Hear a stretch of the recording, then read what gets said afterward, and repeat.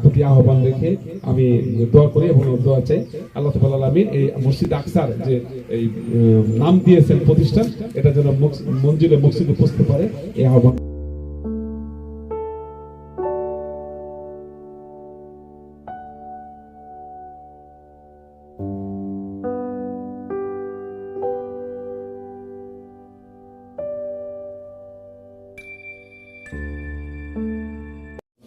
اقرأ باسم ربك الذي خلق وقال تعالى رسول الله صلى الله عليه وسلم بعثت معلما।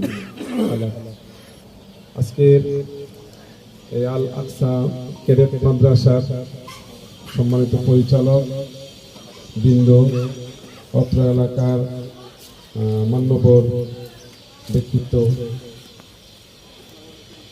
এবং আমাদের পরিচিত শহীদুল ইসলাম সাহেব তো কোর্টের মধ্যে প্রায় সাক্ষাৎ হয় এবং আমাদের এখানে অনেক আত্মীয়রাও রয়েছেন এবং অত্র এলাকার বিশিষ্ট জনেরা, অভিভাবক বিন্দু, শিক্ষিত মহোদয় এবং অনেক ছাত্র দেখা যায় এখানে আসছেন। সবাইকে আমার পক্ষ থেকে সালাম, আসসালামু আলাইকুম ওয়া রাহমাতুল্লাহি ওয়া বারাকাতুহু। পাড়ার ভাই মোহাম্মদ রয়েছেন, ডাক্তার সাহেব, অনেকে ব্যবসায়ীও রয়েছেন, সবাইকে মোবারকবাদ। আসলে নামাজি মানুষ নামাজটা পড়ার পরে খাওয়ার একটা টার্গেট, এই জন্য লম্বা কিছু না। তো যারা এই উদ্যোগ নিয়েছেন আল আকসা নাম দিয়ে, এই নামটা ঐতিহাসিক একটা নাম। আল আকসা শব্দটা খুব গুরুত্বপূর্ণ সারা পৃথিবীতে মুসলমানের কাছে। আমরা চাই এই নামটা, যেহেতু এই প্রতিষ্ঠানের মধ্যে ব্যবহার করা হয়েছে, এই প্রতিষ্ঠানটাও অত্র এলাকার মধ্যে সুনাম বয়ে আনে, আলহামদুলিল্লাহ। পাশাপাশি পরিচালকদেরকে আহ্বান করব যে সেকুলারিজম মুক্ত,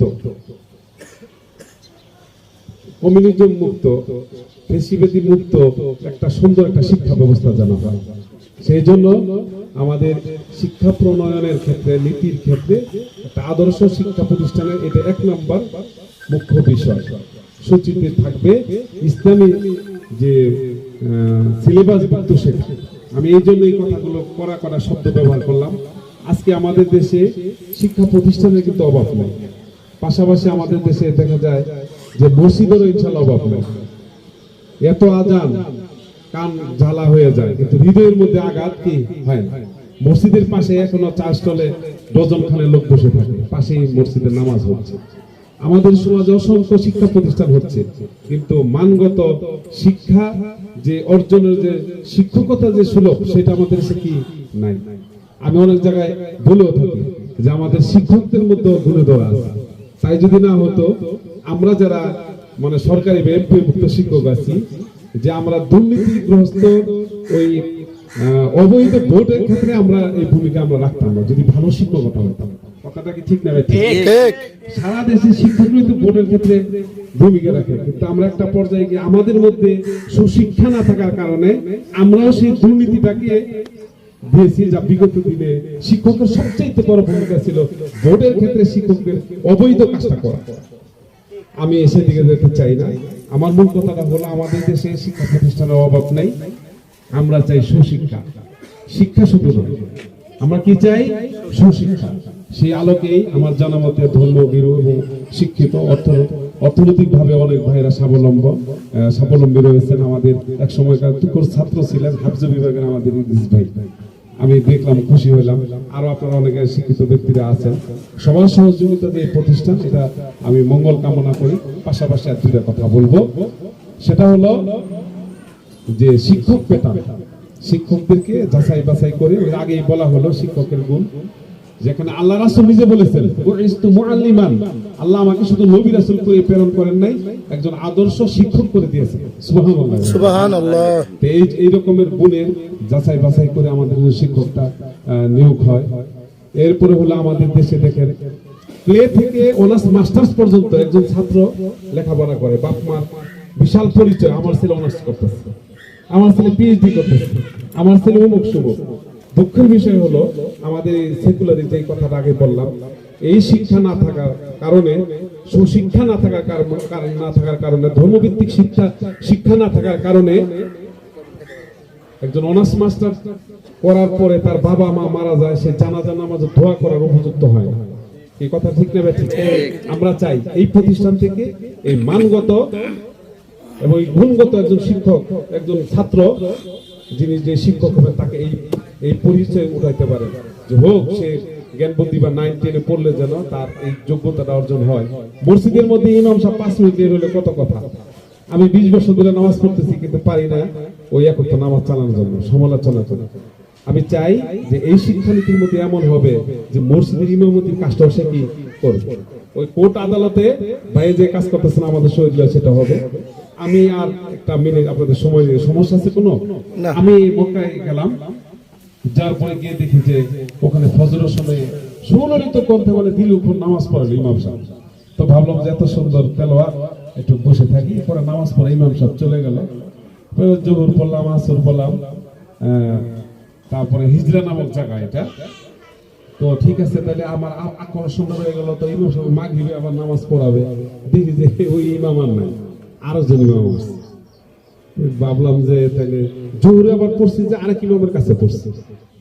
ফজরতে একজন পড়লাম, তার মানে 5 ওয়াক্তের মধ্যে 4 জন ইমাম আমি দেখলাম। তা আমার স্বাভাবিকভাবে প্রশ্ন হলো যে আমাদের দেশে ইমামরা তো সাপ্তাহিক ভাবে আছেই, মানে মনে ঈদের সময় থাকে। তা আমি চাই 5 ওয়াক্ত নামাজের মধ্যে 4 জন ইমাম দেখে ফেললাম, ব্যাপারটা কি? পরে জিজ্ঞেস করলাম যে ফজরে যে এত তেলাওয়াত করলো, এটা কি? কয় যে সে কোর্টের একজন উকিল, সে আবার এখানে ইমামতি করে কোর্টে গেছে। সুবহানাল্লাহ। আর দুপুরবেলা যে ইমাম যে নামাজ যার পিছনে পড়লাম, জিজ্ঞেসি কয়ে ডাক্তার, এই জন্য মাগরিবের সমস্যা নাই, চেম্বারে বসছে। আমি কি কথাটা বুঝাইতে পারছি? তার মানে ওটাও ইসলাম, তাদের সিলেবাসটা কি লম্বা করতে চাই না, যে একজন ইমাম সে হলো কোর্টের উকিল, তার দ্বারা কি ওই ফাসেককে সে কি রায় দিবে তাকে, নাকি সে শাস্তিপ্রাপ্ত, যেটা উকিলের মাধ্যমে সে অন্যায় কাজটা সে শাস্তি পাবে, কোনটা হবে? অন্যায়ের শাস্তি পাবে। একজন ডাক্তার, জামাতের ডাক্তারগুলো পেটের ভিতরে নাকি পাওয়া যায়, কি পাওয়া যায়? কাঁচি। হ্যাঁ, কাঁচি পাওয়া যায়। হ্যাঁ, 10,000 টাকা অপারেশন, 1 লাখ টাকা নেয়। তাইলে ওই ডাক্তার, এরকম ডাক্তার যদি হয় যে ইমামতি করে, সে ডাক্তার দ্বারা কি এটা সম্ভব? আমরা চাই এই সোনার বাংলাদেশে, সুজলা শস্য শ্যামল এই বাংলাদেশের মধ্যে এমন ছাত্র বের হয়ে আসুক, এমন শিক্ষক হোক যিনি হাইকোর্টেও যাবে, ওই ডাক্তারিতেও যাবে, ইমামতিও করবে, শিক্ষাদান করবে। আমরা রাজি আছি ইনশাআল্লাহ। প্রতিষ্ঠান থেকে শুধু আমরা আজকে বক্তব্য দিলাম আর আপ্যায়ন করা হলো, শেষ না। আমি চাই যারা এখানে আসছি, আমার দায়িত্বে আমরা নিজেরা অভিভাবক হইব, আমরা পরিচালক সদস্য, টাকা শুধু দিলেই যে হয় এমনটা না। আমি 2টা কথা দিয়ে যারা পরিচালক তাদেরকে সহযোগিতা করব, এবং আমার আশেপাশে যারা আছেন, অভিভাবক যারা আছে, এই ছাত্রকে ধরিয়ে এখন দিব যে তুমি পড়ো, এখানে তুমি শিক্ষা নাও। এবং আমরা যদি কিনা একজনের 5 জন 10 জন করে টার্গেট নিয়ে, আমার প্রতিবেশী, আমার কলিগ যারা চাকরি করে বা আমার আত্মীয় স্বজন, তাদেরকে যদি দেওয়া হয়, তাহলে ইনশাআল্লাহ ছাত্র আমার মনে হয় কি হবে না, অভাব হবে না। এবং এখানে আমি যতটুকু জানি, যারা এখানে পরিচালনা পরিষদে রয়েছেন, তারা এখান থেকে ইনকামের কোনো আশা নাই। এটাই উদ্দেশ্য, যেখানে সুশিক্ষা অত্র এলাকার মধ্যে ছড়িয়ে পড়ুক। রাজি আছি না আমরা ইনশাআল্লাহ? আমি সবাইকে এই আহ্বান রেখে যে আমরা সার্বিক ব্যাপারে এই শিক্ষা প্রতিষ্ঠানটাকে সহযোগিতা করব, এবং সবার এই প্রতি আহ্বান রেখে আমি দোয়া করি এবং দোয়া চাই আল্লাহ তাআলা আমিন। এই মসজিদ আকসার যে এই নাম দিয়েছেন প্রতিষ্ঠান, এটা যেন মঞ্জিলে মসজিদে পৌঁছতে পারে, এই আহ্বান রেখে আমার কথা শেষ করলাম। মামা আলাইনা ইল্লাল বালাগ। আসসালামু আলাইকুম ওয়া রাহমাতুল্লাহি ওয়া বারাকাতুহু।